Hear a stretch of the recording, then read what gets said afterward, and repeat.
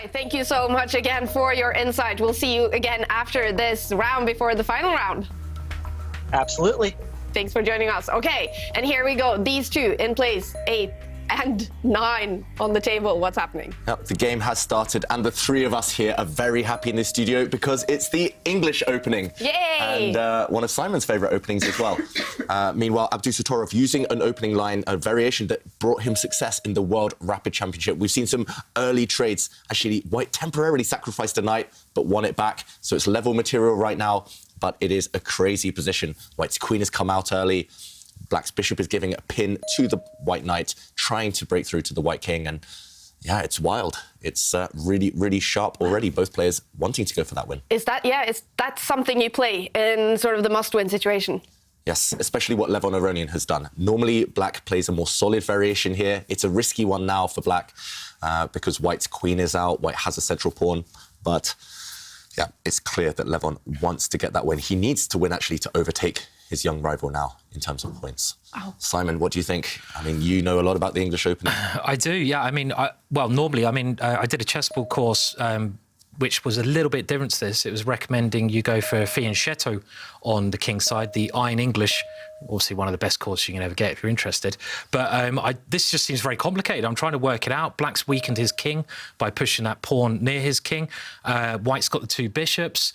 It's really hard to assess, but if you need to win the game, you go for risks. You go for unbalancing the position, which is what we have here. So very exciting position. Yeah, normally with such crazy imbalances here, it's the pawn structure again. It does favour the more experienced player or the player who handles strategic stuff just as well as the tactical possibilities that will arise. And actually, this is basically a mirror image of what Levon Aronian did to Magnus Carlsen in the last game in terms of the pawn structure. White now has these two doubled isolated pawns on the c-file, and that's exactly what Levon did to Magnus in the previous game. And he's done it again. He's given his opponent these weak pawns. Ivanka, I see you smiling. I'm smiling just for one reason, because there's only one game in my database, and it comes from 1934. What? And that was between Tartakova and George Alan Thomas. So what are the chances that someone picked up the history books and went, yeah, you know, I'll copy that? Yeah, what are the chances? Do you think that's or is it coincidence? I would be amazed if the players could name that game, but maybe we can ask them later. Who knows? Abdusattorov has been playing this exact opening with White for the last few months. Okay. It's been his main weapon. And Levon Aronian, if you look at the clock times, he's game time. He's up to 16 minutes. He has prepared this for sure. So maybe he's seen that one, Ivanka? Maybe. It's not often that the most current game is from 1934. I like it. That's the way it should be. History, you guys. Yeah, I do remember, though, in 2007, I think, at the European Individual Championships, that you were telling us that you prepared using some game from, I don't know, I'm going to say 1800 or 1900. It was some King's Gambit. Really fashionable theory there. Yeah, but I kind of like this romantic era where these ideas, these players, you know, loved attacking, loved giving up material. Unfortunately, nowadays, you know, with computers, you can't play as romantic chess. But I think there's a lot to be said. And you see some of the top players doing this, like Dubov. He does this regularly, where he tries to find forgotten ideas and brings them back to life. Ideas that maybe were played a number of years ago, at least, that are not played that often. And rather than following the fashion, I think this is what more players should do. They should try to find peculiar options and go against the grain a bit more. It also leads to more exciting chess. It kind of resembling a Dutch now on the board a little bit, David, as well, with his black last move, trying to bring the bishop out. Lev trying to get all his pieces nicely developed. And he's got the same pawn structure as he had in the last game. Remember, Lev was playing against Magnus's c-pawns, and he had a very nice position. And it's the same pawn structure here. And it's very important to learn about structures, not just openings, but what to do against certain structures. And here he's stopping that c-pawn from moving. He's going to try to win a c-pawn. So yeah, I mean, maybe this is, you know, if White doesn't do something quickly, it's going to end up being quite good for Black here, I feel. Yeah, and he did the exact same thing against Magnus, right? Not just the pawns, but he also pushed this one forward, later brought his bishop to the side to try and target White's pawns. And we should also mention there was a trick in the last position. Black Looked like he could have gone a pawn up, capturing in the centre of the board, but this would have walked into a pin here. So white would have simply stepped the pawn forward, hitting the black knight, which cannot move because the queen would have fallen behind it. So Levon avoiding that trap, dodging that one, and instead just pushing a pawn, bringing his bishop out to the side. And we have talked about the bishop pair as well, but white's bishops right now are not that impressive, especially this guy struggling to get into the game. So I'm wondering whether maybe Abdusattorov will think about pushing this pawn forward to try and at least activate his bishop along this diagonal. I would love to place a bet here. Okay. So Jovanka mentioned that game between Tartakova and the famous George Thomas. And they actually are quite famous players, but it was 1934. I reckon Lev knows that game. If we get a chance to ask him, I reckon he knows that game. It's like one of those people who's got this great chess history. I can see Jovanka shaking her head there. This sounds like a bet we have. So I wonder what people at home think. But I reckon Lev is aware of that game. I'm making notes. So remember to ask Levon about if he's aware that this game is identical to a game from 1934. I have a suspicion that Levon is freestyling. And it just happens to be the choice of George Thomas from 1934. Well, they're still following the game. Really? I think he's a secret Thomas fan. I think it's clear. He's, but what do you reckon, David? I'm more on Simon's side here. Just the fact that Levon's playing so quickly. Also, it's such a rare line. This actually, I remember seeing several magazine articles and book articles about this line, and it's not recommended for black. So the fact that Levon Aronian has picked it up must mean he studied it in detail.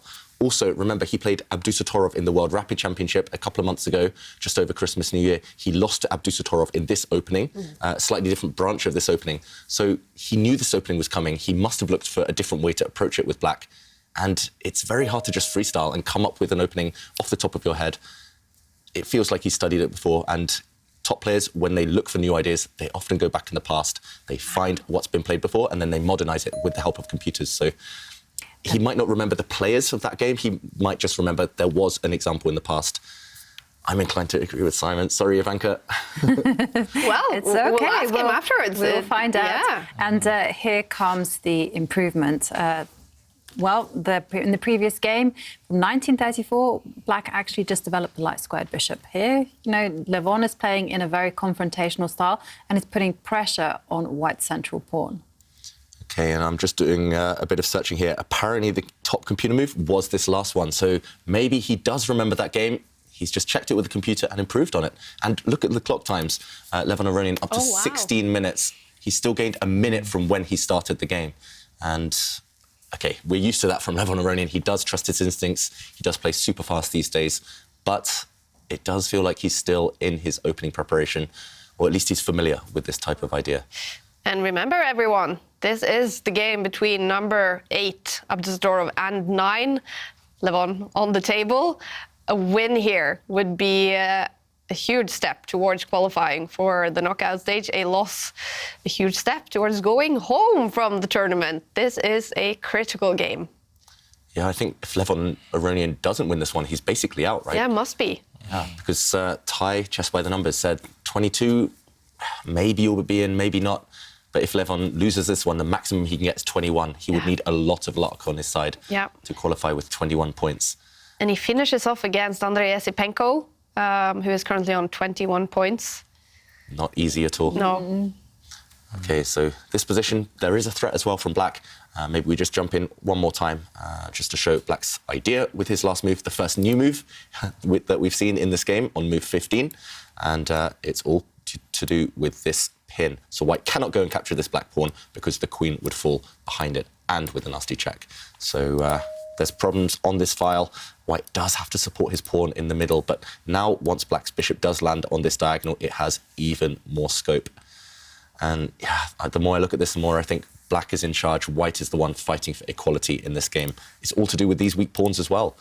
The white bishops are not impressive. Black's pieces are great. This knight is on a nice outpost. It will, at some point, force white to capture it. But if this ever happens, black can even choose to capture either way. Then, yes, both sides have double pawns, but black is the one doing well. And, OK, slightly surprising. Black develops his bishop this way, but I guess Levon wants to put pressure on this pawn. What do you think, guys? I prefer black slightly here. Yeah, I mean, I've had many bad versions of this kind of position as black because it is like a Dutch. But those white C pawns, the double pawns we pointed out, which Lev targeted in the last game as well, they're certainly something which is going to be a problem for white for a long, long time. The two bishops, they're not very good. I prefer the knight. I expect white will actually have to take this knight off, capture this knight. Whenever you've got an option in chess of making a capture, you just ask yourself a very simple thing: is my piece stronger than that piece? And I think here, if you have a look, the knight is ready to do lots of vicious things. White's bishop pointing at the knight is really not doing anything. And it's just a simple little thing to ask yourself: which piece is better? And if your opponent's piece is better, just swap it off. And, then OK, black gets also some double pawns, but his pawns are in a cluster, and you want your pawns in a cluster to defend each other. But yeah, I think maybe Lev could have taken that pawn in the middle earlier, but we have more exchanges here, David. And what's happening now? OK, he's traded a set of pawns in the centre, so black does have an isolated pawn, but I guess it's not as weak as white's, as these counterparts over here. So black still has the simple idea of dodging a potential pin with his queen and then targeting white's pawn. I guess white now just has to activate his rooks. There's nothing else for it. These pieces are not doing anything right now. Yeah, look at that knight, though. It's so strong. I mean, the problem is, as soon as you take the knight, black will get rid of his weakness. You call it a backwards pawn. It can't be defended by another pawn. So yeah, if I was going to be either colour here, it'd be black at the moment. White trying to get his bishop in the game there, and black centralising his rooks. So still fairly even, though. Yep, still plenty of life left, and Abdusattorov will be aiming to play, maybe even giving up some of his pawns just for the activity now. But this last move, moving the white rook across one square, I'm slightly surprised. I thought the other rook would enter the game first. Now black's queen can simply dodge this this tension on the E file, the key file right now, where all of the queens and rooks are lying. So yeah, I'm expecting the black queen to sidestep, and still looks very healthy. Also, the evaluation bar not liking this last white move. It's natural, but maybe just a bit too casual, this last move by white. Mm. And I do have to share with you a poem that was written by Dmitry Stanislav on Twitter, because it's about double pawns. Ooh. And it says, double pawns, make some noise. Push us forward, scream they loud. We'll be fighting in the crowd. Wait a moment, thinks a man. Not right now. I need a plan. Time has come. Exchange and loud pawns. Get out from the crowd. Oh, so, thank you. Very nice. Very nice poem. And I just love it when everyone contributes and tweets us using the hashtag #ChessChamps. And we will feature them on the screen. And it was, keep the poem coming in. We have Ivanka with her beautiful English voice. Yeah, that was the most impressive. Well, the poem was beautiful, but that was really well presented. Yeah, I agree. You know, if you ever need another job, I think theatre, something like that, could be... the next storyteller for Jack Anori or something. Does Jack Anori exist? Maybe. Yeah, Oh yeah, like those books that you can have. What do you call it in English? Audiobooks. Yeah. I would listen to books with Ivanka's voice. Yeah, what about the mating game? Have you ever thought about making your book? An audiobook from the mating game? Bringing it to life a little bit? Maybe, yeah. Good idea. You guys are making me blush. Well, I'll tell you what, if you do the main female in the mating game, maybe I can be like the main male. You know, I can be the cool one. You know, like, yeah. There are some naughty scenes in that book. We get David doing like the naughty scenes, maybe. Don't get me involved in this, guys. It's your Okay, sorry. I'm getting images in my head. All right. Back to the chess.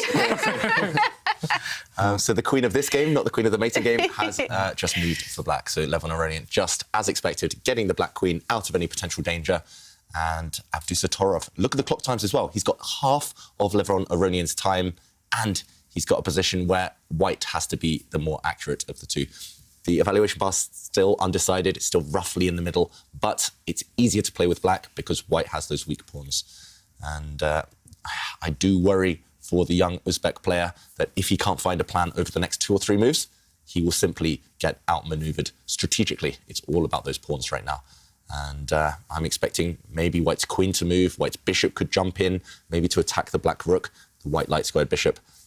Options for white, but options means you have to consume more time on the clock. And Levon Aronian just ruthless so far, just bang, bang, bang, every move coming instantly. And okay, a queen trade offered. I was going to say, this seems like a very natural move, David, just moving the queen there, because black would now not want to swap the queens off, because we've mentioned time and time again how weak white's pawns are, and if the queens are exchanged, white gets rid of those double pawns, rectifies his pawns, and his bishops maybe come to life because you kick the knight away. So I'm thinking, how do you actually deal with this move? Because you're hitting black's pawn on d6. He has exchanged. Wow. I'm amazed by that move. Yeah, really? I think we all are. Look how strong these pawns are suddenly. They were so weak, doubled a moment ago, and now they're teaming up. The only justification is this knight jump. But then there's rook takes bishop, right? As well. Yeah. There's so much to calculate. Yeah. I guess rook takes bishop can be answered by a recapture, and then, you're relying on this pin, Jovanka, but then the knight can drop back and take this pawn, hitting the bishop and defending the rook.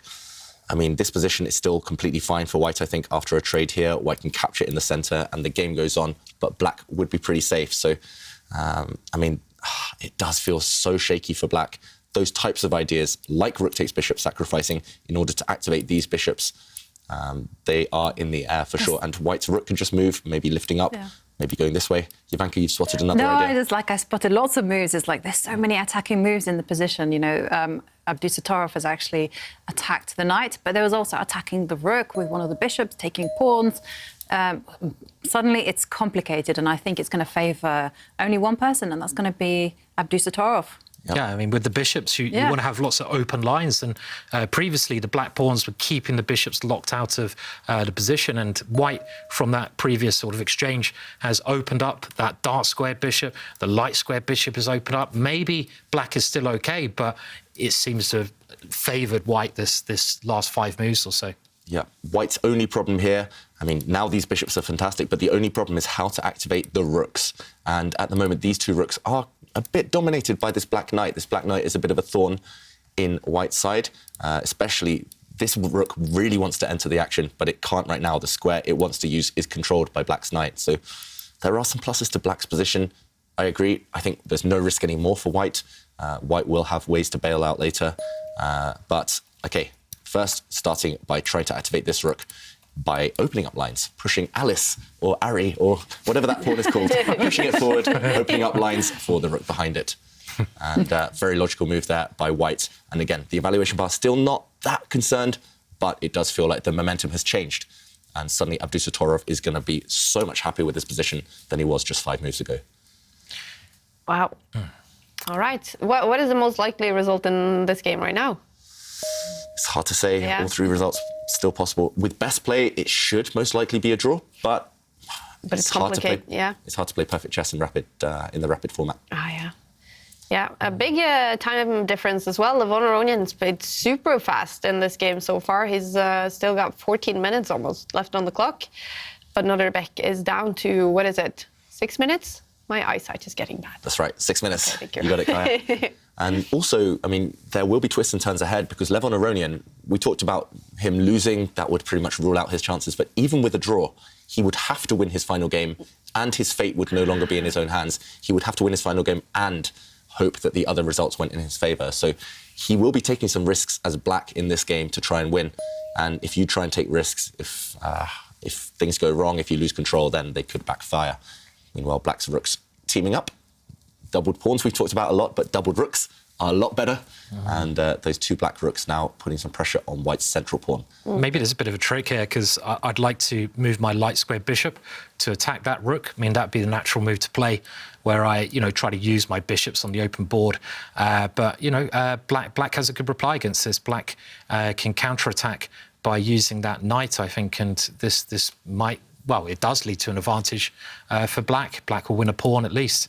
Yeah, I mean, maybe I was a little bit hasty with saying, oh, wow, white's position is so great. I mean, Lev he did something very interesting there, which I think a lot of people wouldn't do. They ruined their structure, but he's just basing everything like a computer on calculation. Maybe he's calculated that these lines are absolutely fine for him. And I think this is modern chess nowadays. People relying on their calculation abilities and not just their instincts a lot more than they used to, because they analyse with computers a lot more. Well, that's always a good move, isn't it? H4, always, no matter what. They're channeling their inner Ginger GM with this last move. Actually, as soon as you've arrived, they're just pushing this pawn in every position. Is it a coincidence? The Harry effect. Yeah. So, yeah. And we should mention as well now, it's less likely that black will take this bishop over the next few turns, because if all the rooks get traded off, then white is left at the very end with a protected passed pawn in the centre of the board. And this pawn now means that if the bishops leave, white is simply winning. This guy is going to tie down at least the black king or the black bishop. So black doesn't want to release the tension yet and trade everything off. So this is a bit of a useful waiting move, and black, meanwhile, has nothing better to do than centralise the king. A good idea in endgames, however, and Abdusattorov avoids any potential rook trades. He's getting ready to push both Alice and Harry, most likely, and still very tense, this endgame. And with a draw here, Ty has just posted his qualification odds. And with a draw in this game, they're both going to be on 36% chance to qualify. But with a win here for Nodirbek, he's going to be on 91% chance to qualify. And Levon, in that case, will be down to 8%. It's one of those very crucial games in terms of qualification. And another very crucial game in terms of qualification is Keimer against Liam Le. And if Vincent Keimer, the young German, wins that game, he will be ready for quarterfinals. So we're going to pay attention to that one as well. OK, so he would be the first to qualify other than Nepomniachtchi. Maybe. Mightily impressive. He's been so impressive. I mean, he's another one of the younger players. I mean, all the young players really have done fantastically well. But Keimer, he's not really mentioned as much, maybe, as like Prague or some of the other ones. He's kind of forgotten, but he's taught by the great Peter Leko, who's his pupil, and everyone knows how fantastic Peter Leko is. And he's a real talent, and he's proved that in this competition. So it'll be good to see him qualify. Yeah. I mean, this whole event feels like a coming-of-age tournament for all these guys. I mean, we've talked about them for years. Prague has been on the radar for years, Abdusattorov as well, Keimer. But now they're all putting it together. They're all really giving nightmares to the top players in the world, the more established elite, like Aronian, like Carlsen. Wow, what a clever move that is. Is that a clever move? Black now can go and grab a pawn. White just leaving a pawn on prise. And just bring the king in instead. Let's see what happens if black gets greedy after this king move. If black takes this pawn, we would see a rook trade. And I think this is genius by Abdusattorov, because look at this rook. It lacks escape squares. It's only got 2 squares to go to at the moment, back to the centre, or to capture this pawn, and white can solve both of those issues at once. White can give a check to the black king, and when the king moves, now a pawn push or even a king move would trap this black rook. It has to give itself up for a bishop, and that is not enough. So Levon Aronian, he doesn't make that mistake, he doesn't make that blunder and fall into the trap that Abdusattorov set for him. Instead, he brings his bishop to the side, forcing a rook trade, and one set of rooks are off the board. Also, double attack. This guy under fire and this guy under fire. We do therefore see Abdusattorov try to release his rook. He's trying to get it open, and if it does somehow sneak up to the 7th rank, it will have targets. I have a feeling that Abdusattorov might have been too clever for his own good. Overthinking. Yeah, definitely overthinking, because it was a nice, fancy trap. But I'm looking at this position and I'm thinking, that pawn can now drop off. And also, if black is really, if white is really careless, then black will have a passed pawn there on the left. And that can be difficult to handle. Yeah, this will be a passed pawn, and it might be a weakness, but it also could be very strong if it starts marching down the board. And note how this rook will no longer be trapped because it has extra escape squares on this left side now. So this bishop move by Levon Aronian may be turning things in his favour. And also the clock times still vastly in his favour there. In the position you had there, David, was White's idea just play rook b1 and aim for a draw? I think this is maybe potentially what White's going for now. White realising that black's so active with a centralised rook. In rook endings, maybe the most important thing is having the active rook, even if you have to give up a pawn. And White's just trying to swap some bits off now and try to secure a draw. Possibly, that's his idea with this move.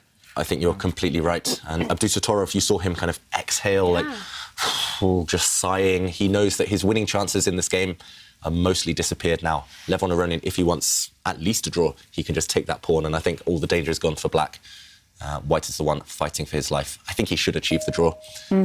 We might well see exactly what we just showed on the board. OK, the black rook did go and grab a pawn. Black's one pawn up right now.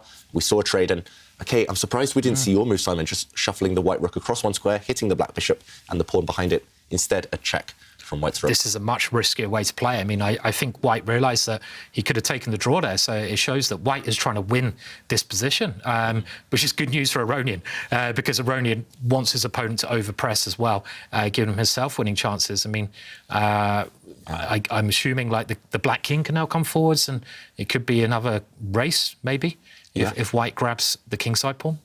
I think you're right.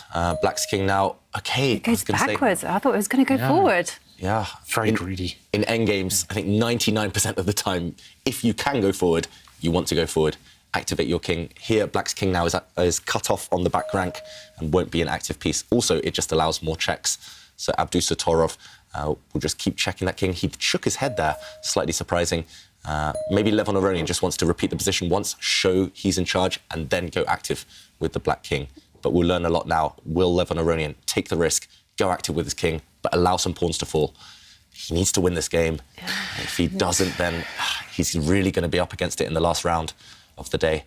Yeah, I mean, what is the risk involved, you know, because once the king steps forward, presumably the white rook won't capture the pawn immediately. Maybe there will be some little intermediate move just to chase away the rook and overprotect those pawns on the right. OK, so let's keep an eye on the players as well, because we might see some reactions. Black's king now is checked. If it retreats, we'll see white continue to chase this king, and the position will just repeat itself.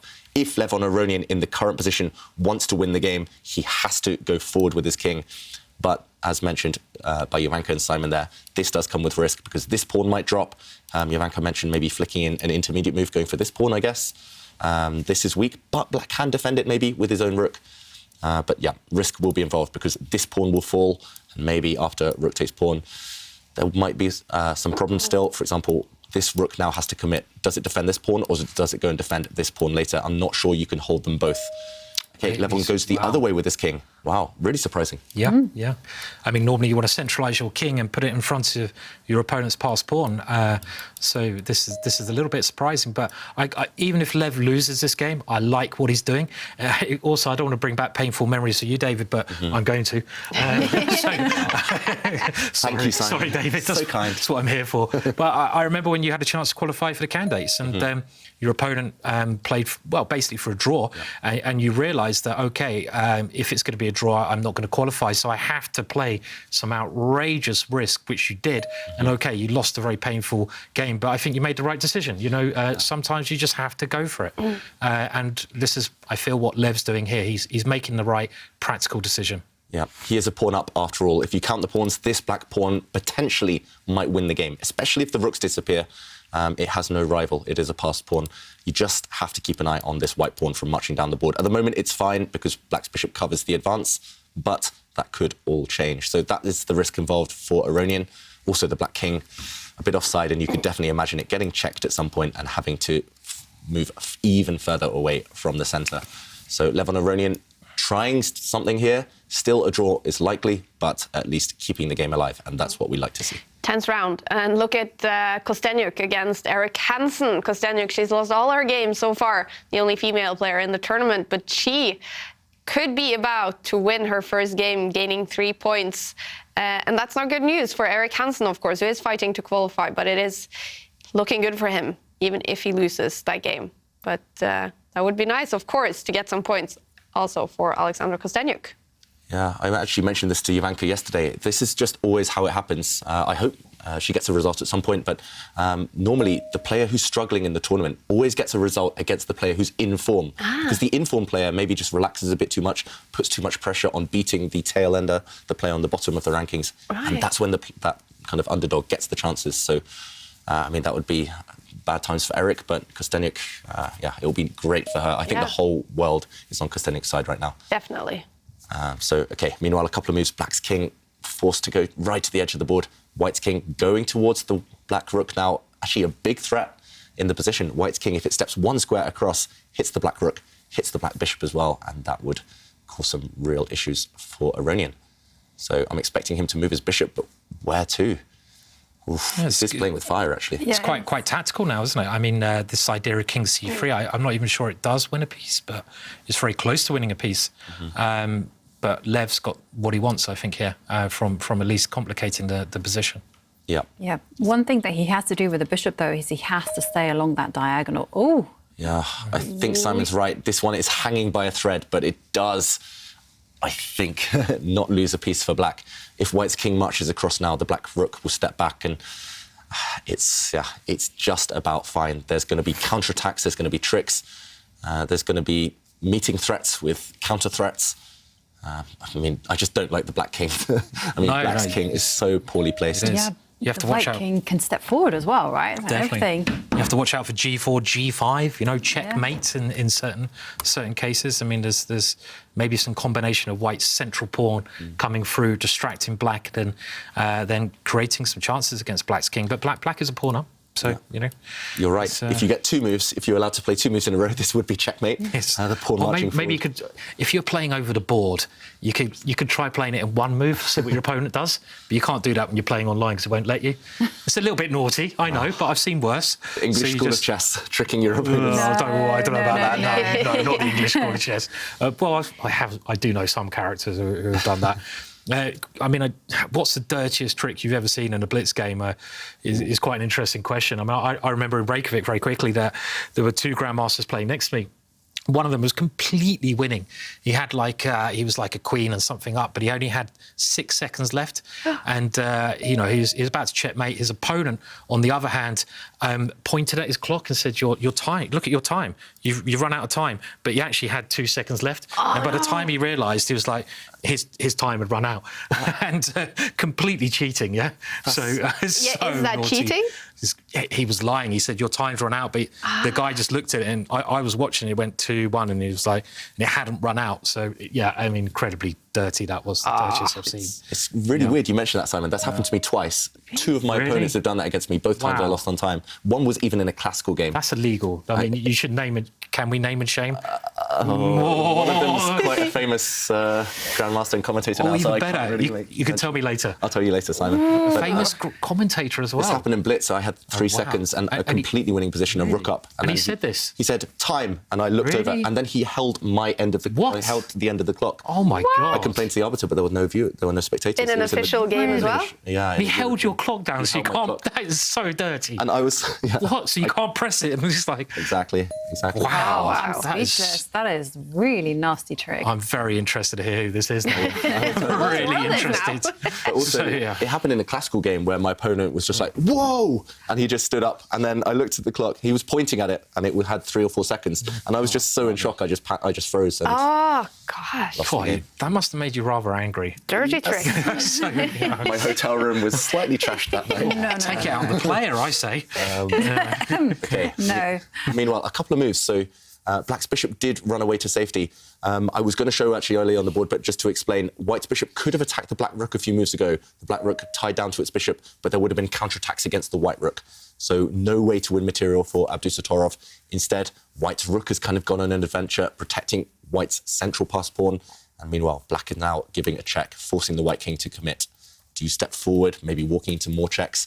If you step forward with the white king, which way do you go? Do you go towards the black pawn, or do you go towards the centre to support your own pawn? This is really cunning kind of speed chess tactics from Aronian, forcing white to make big decisions with not that much time on the clock.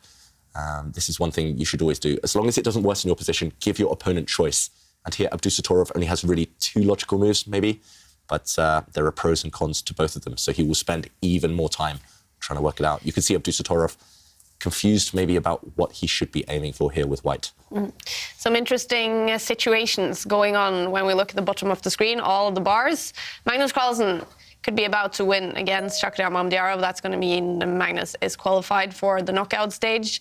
Duda, he is out of the tournament, but it's looking good for him against Yesipenko, and that is bad news for Yesipenko, who is fighting to qualify.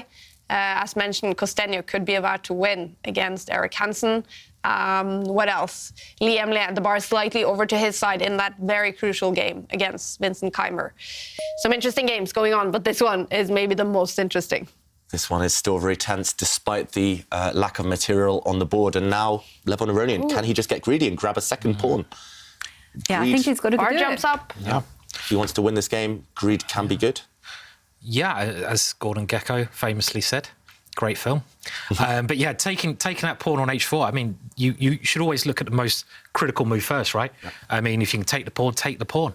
The only danger is White's e-pawn is incredibly strong, but the black king can maybe just come back, I guess. Exactly, it will come back, and of course the bishop that is sitting there all the way in the corner is doing a great job eyeing up the pawn. So together, teamwork makes the dream work, and I think that pawn can be easily handled. I think no risk at all behind that decision, so we're expecting Black's rook just to swing across and capture Harry, White's h4 pawn. And as the reason I mentioned no risk is because even if White's central pawn does march up the board, even if you miscalculate something there, you will be able to give up Black's bishop for that White central pawn. And Black has plenty of pawns. You will never, ever lose that endgame, even if you give up your bishop for one of White's pawns. So is this going to be maybe a case of fortune favours the brave? Lev has been extremely brave playing on. He probably had to, but again, one of the biggest improvements I made in chess was when I just stopped having draws. You know, you're going to lose a lot of games, but eventually it's going to teach you how to play, you know, to fight. And you've got to fight in chess, and this is what Aronian's showing here. Yeah, you've got to push your own boundaries, right? You've got to kind of understand how much risk is too much. You've got to...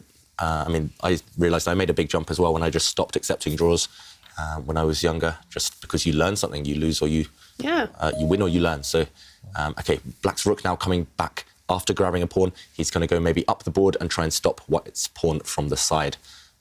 Really interesting stuff there by Levon Aronian. Now the Black rook under fire from a White bishop, and wow, he just pushes his pawn forward, his pride and joy, the passed pawn. But if White goes in place, bishop takes pawn right now, capturing that Black pawn that has just moved. The Black rook has access to a central square. It will swing back to the middle, checking the White king and picking up White's central pawn. Nice move. Nice move. And my instinct first was actually just to retreat the rook to the 7th row and just keep an eye on that passed pawn. But this is such a nice trick. But OK, Nodirbek just consolidates his pawn. You know, the bishop is on the perfect offensive and defensive square. It's controlling the promotion square. But also Black's rook, I mean, when you're playing against passed pawns, you should always try to get your rook behind your opponent's passed pawn. And Lev has now done that. He's got his rook behind the passed pawn, the ideal square to stop your opponent from queening. And he's got Barry, our friend Barry, the B pawn.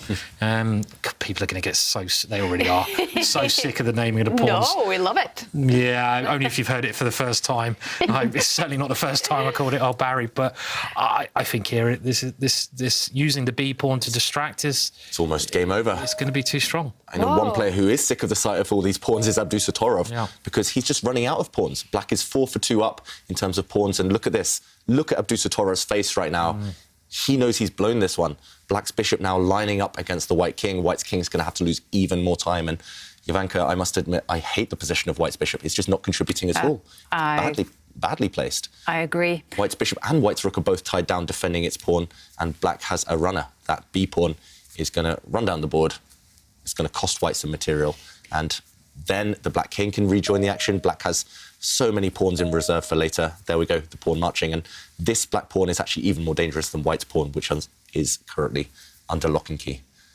Yeah, and remember, with a win here, Levon will be at 79% chance to qualify, and Abdusattorov will be down to 17% chance with a loss here. Oof. It's going to be painful as well, because for so long he was, he had a level position. If anything, he was the one taking risks earlier to try and win. But then as soon as Levon Aronian maintained that tension, he lost control of Abdusattorov, and that can happen in endgames. And Levon just keeps it simple. Is it Tony Miles' approach? Miles, swapping pieces off and now getting rid of the bishops. Yes, a pawn has disappeared for Black, but White's pawn has disappeared, and 3 versus 1 in a rook endgame is too much. 1 pawn advantage, maybe you can save it, but when your opponent has 2 extra pawns, it's normally hopeless. And Black's pawns are connected as well. This is just a matter of time now. Wow. Yeah, not much to say. Black's just going to move the rook out the way, slowly use the Black king to shepherd the Black pawns forward, and it's going to be game over. This one is hopeless. Oh, totally. No. Yep. Look at the pain for Abdusattorov, obviously aware of the tournament situation.